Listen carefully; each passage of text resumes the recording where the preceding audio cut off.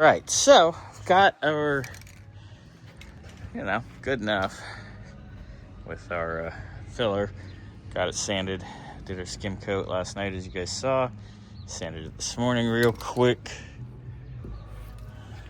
Good enough.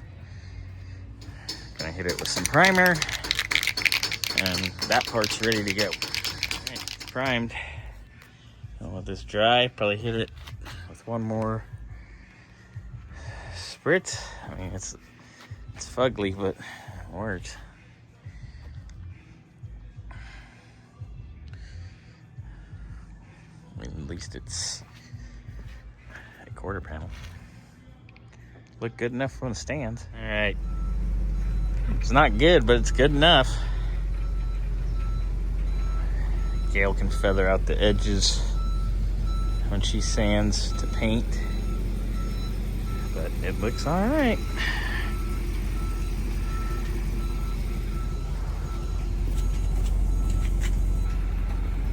It's not bad.